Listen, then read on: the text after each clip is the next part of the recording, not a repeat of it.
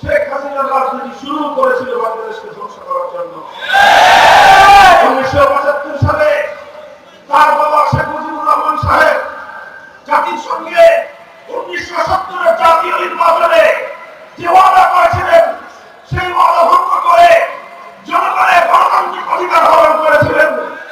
কোরআন জন্য বিরোধী আইন তৈরি না করবার অঙ্গীকার করে তিনি ধর্মনিরপেক্ষতাবাদ কুফরি সংবিধান চাপিয়ে দিয়ে ওয়াদা খেলাপি করেছিলেন, জাতির সঙ্গে গদ্দারি করেছিলেন। ৭২ থেকে ৭৫ সাল পর্যন্ত তিনি সাদা মায়ের গোরখালি করেছেন, বাংলা তিনি সাদা বাবা সন্তানকে হত্যা করেছিলেন। 19৭১ স্বাধীনতার পর সর্বপ্রথম শিক্ষার্থী হত্যা করে শেখ মুজিবুর রহমান সাহেব বাংলাদেশে খুন এবং গুমের রাজনীতির সূচনা করেন। আর এই সব কিছুর প্রায়শ্চিত্ত করতে হয়েছিল তাকে ৭৫ সালের ১৫ই আগস্ট।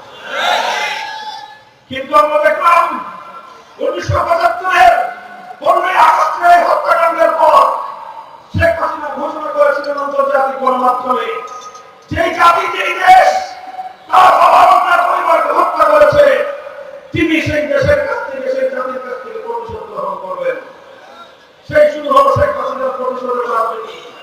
19৭৫ সালের ১৫ই আগস্ট থেকে ২০২৪ সালের ৫ই আগস্ট শেখ হাসিনা ৫০ বছরের রাজনীতি ছিল প্রতিশোধ গ্রহণের রাজনীতি।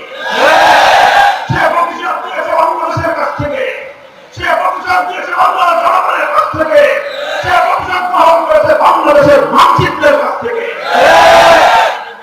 সে এমন ভাবে প্রতিশোধ দিয়েছে, এমনকি বলতে বলতে কথা পর্যন্ত আমি বলতে বাধ্য, শেখ হাসিনা প্রতিশোধ দিয়েছে তার নিজের দল আওয়ামী লীগের কাছ থেকে। কিভাবে জনগণের কাছ থেকে প্রতিশোধ দিল দেখেন। ছোট্ট একটা তথ্য, আজকে বাংলাদেশের অনেকগুলো ব্যাংক, কতগুলো ব্যাংক সংবাদ মাধ্যম এবং সাধারণ জনগণ যারা ব্যবসায়িক কাজে, ব্যক্তিগত কাজে ব্যাংকিং করতে পারে, আপনারা নিজেরাই ভুক্তভোগী। ব্যাংকগুলোতে গেলে ১০,০০০ টাকার চেক পাস করবার সামর্থ্য নাই।